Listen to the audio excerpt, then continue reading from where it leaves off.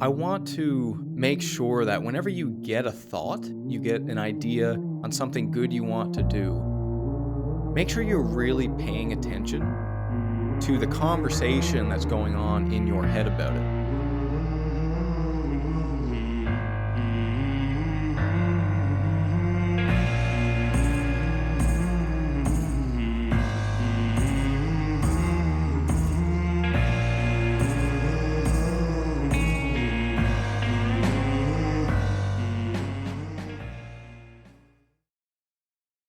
Dear friends, first, apologies for missing last week's episode.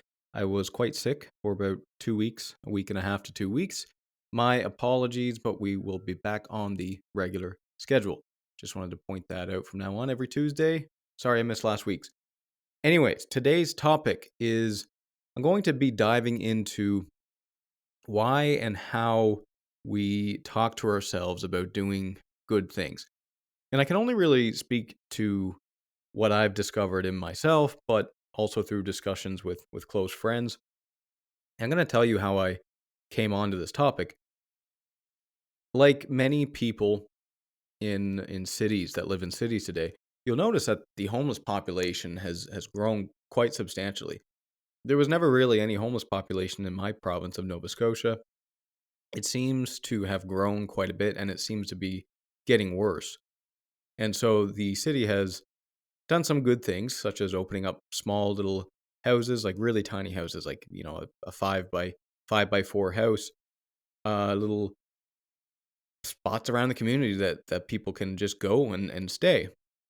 And so that's a positive thing, but it always begs the question, like, what can you do and what do you do to help people that are in a bad situation?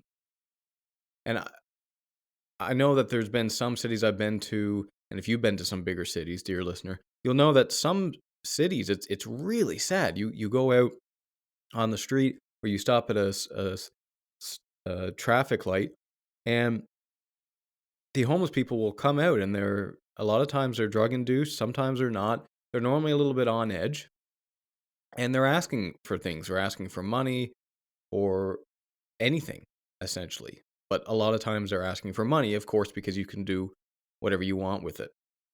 And so I want to talk about what we can do in that regard, and not that I'm an expert and I'm still exploring in this matter, but I want to walk through how I've been processing this a little bit and trying to figure out what I can do to actually help. So the first thing is giving people money, just giving them money. That's not always the best thing to do. We have this bias in the back of our heads that as soon as we give a homeless person money that they're going to go spend it on drugs or alcohol. And I want to approach that first with a little bit of compassion because a lot of people when they have a bad day at work, they come home and they have a drink. And then you look at someone who's homeless, who might be sleeping in very cold weather, in rain, under bridges and so on. Every day is a bad day. You're hungry, you're thirsty, people are looking at you like you're not even a person.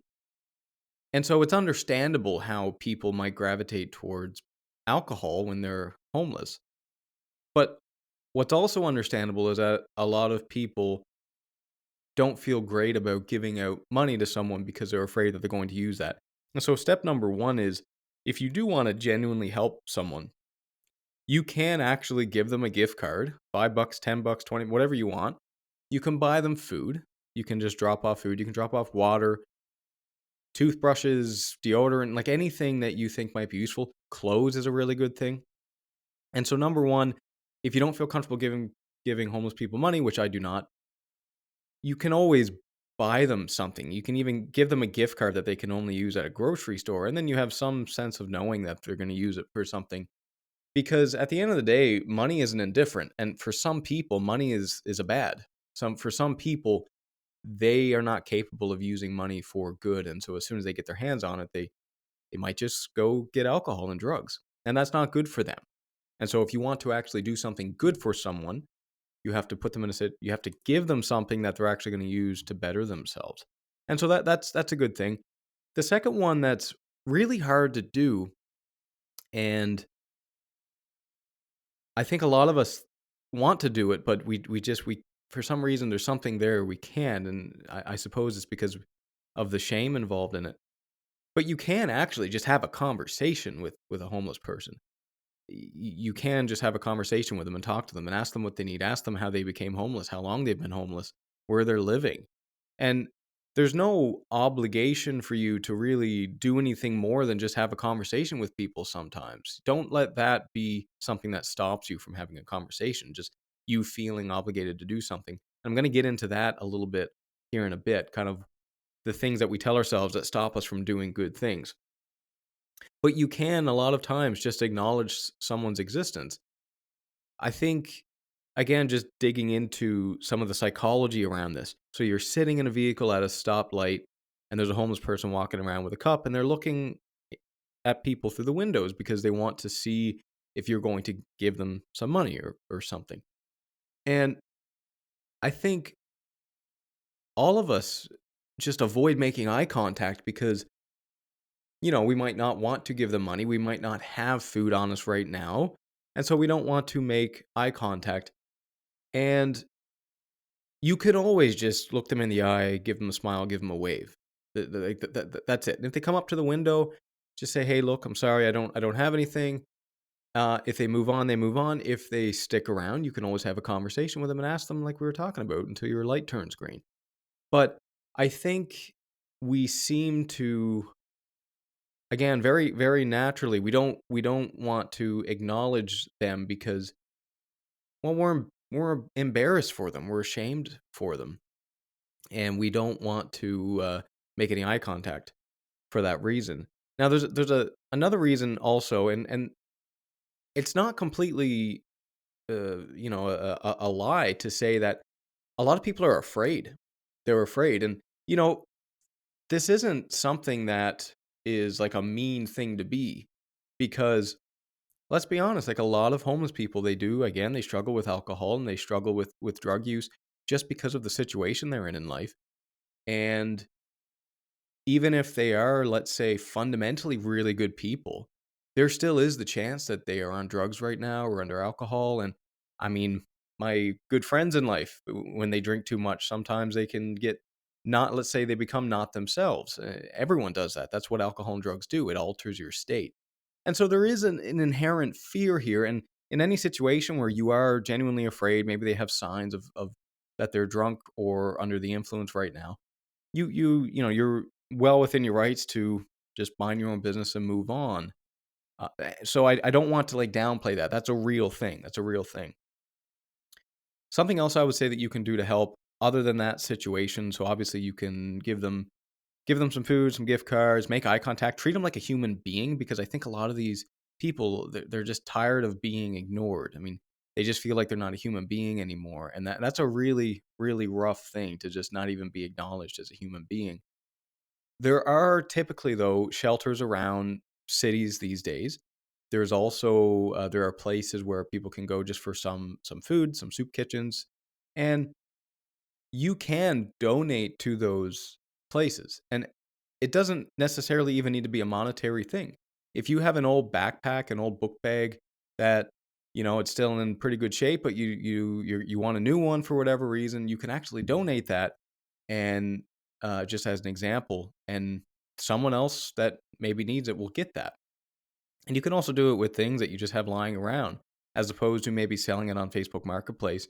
Maybe just donate it to one of these places that help these people out. Old jackets, right? Old clothes. Even like, I bought a big pack of Costco deodorants there at one spell, and it just didn't react well with my skin. So, for a lot of people, it works well. So I donated these unopened deodorants, and it's just something that somebody will need that and use that, and so you can always give that away, as opposed to donating things to places like Value Village.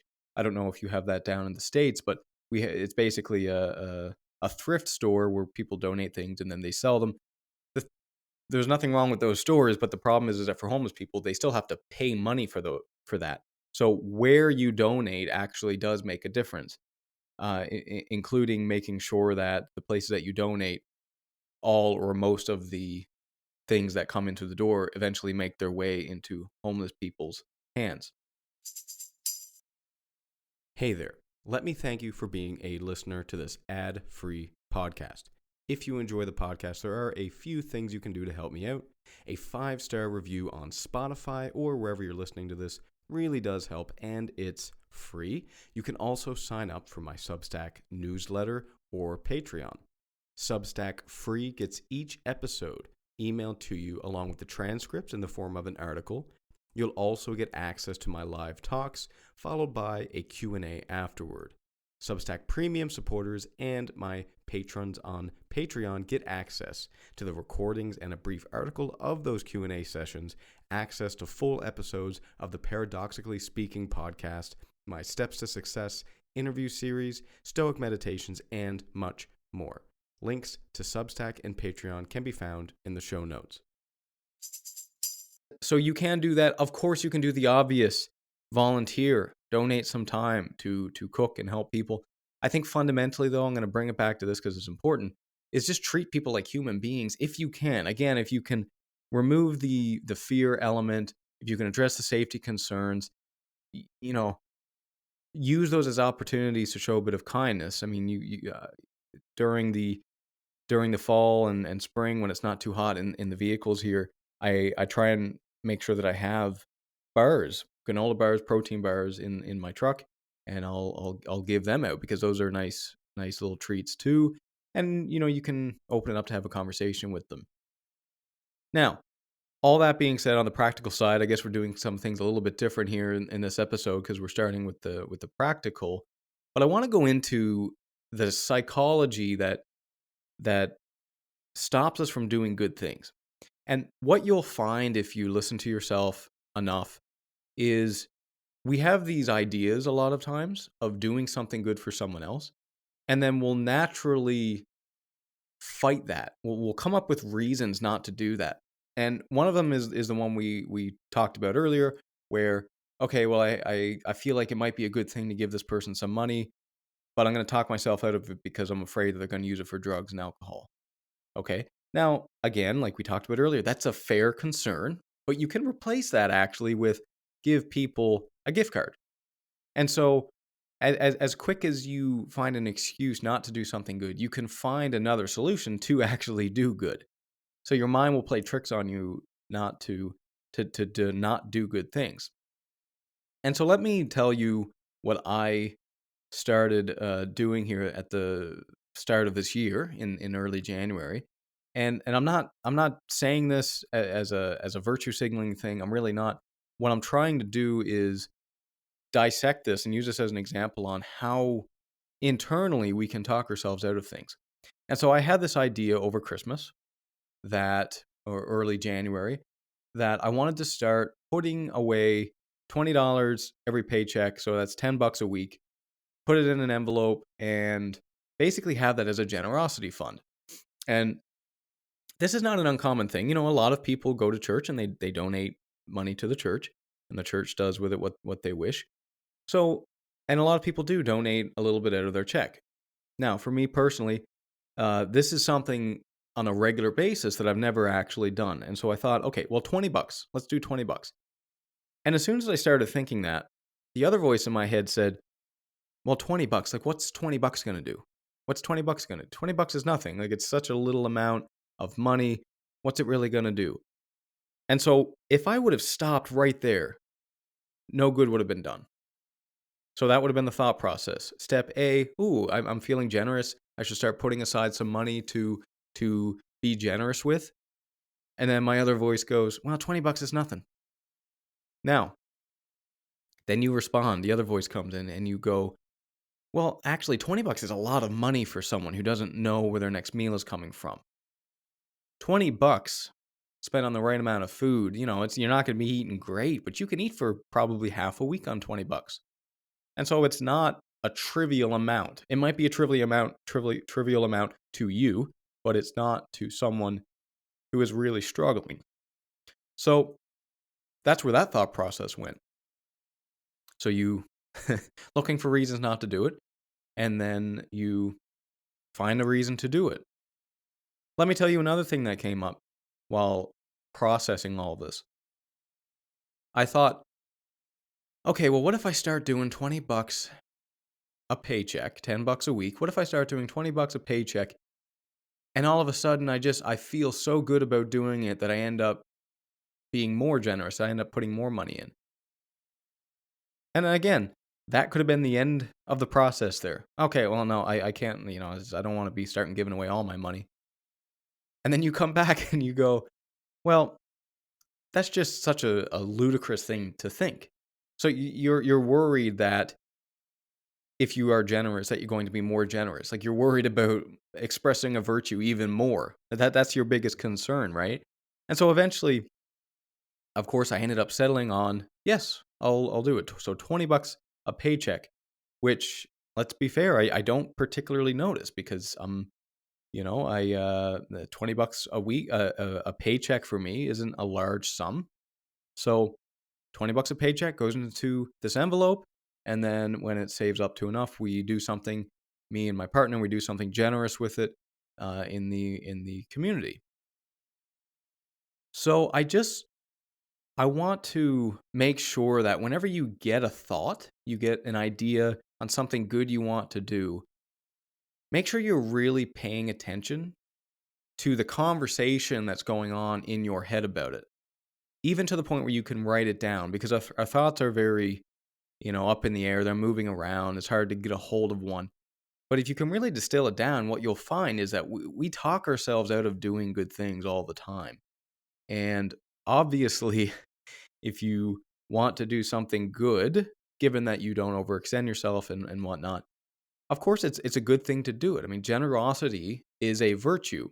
It's not necessarily a cardinal virtue, but it is a virtue.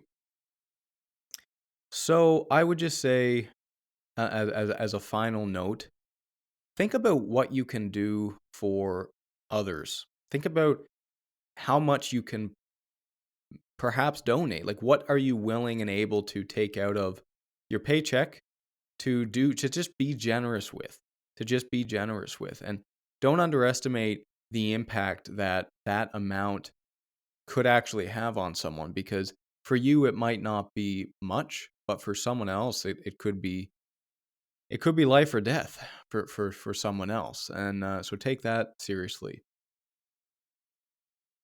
And last little piece of practical advice here, like, let's say you want to do this, you're on board. How do you decide what that value is for you? And there's a really simple way of understanding what value that you're willing to give, or should give, let's say. The first one is, which amount are you actually willing to give on a regular basis? Willing and able. And so you might be willing to give away $1,000 every 2 weeks, but maybe you're not able. Maybe you can't actually feed yourself and pay your own bills. And there are people that are so generous that they end up suffering themselves. And that's not a good thing either. So what are you willing and able to give away? So the able part, obviously, you can look at your budget, make sure you can give what you want to give. And then the second thing is the willing part. Like, what are you actually willing to give? Because you could say, okay, well, $30 would be better than 20. Actually, $100 would be better than 20. But am I willing to give that every 2 weeks? Am I willing to do that? Or is it just a one-off? And hey, there's nothing wrong with one-off generations either. But the point is that, what are you willing to do? What are you actually going to do? And what are you going to do to the point where you are able to do it, that you're not going to be overly suffering yourself? So go out, be generous. If you don't have the money to give away, that's fine. Life is tough. Sometimes we have to focus on ourselves and paying down our debts and our bills. But you can always just be kind to people. Look them in the eye, give them a wave, have a conversation with them. And that type of generosity is free.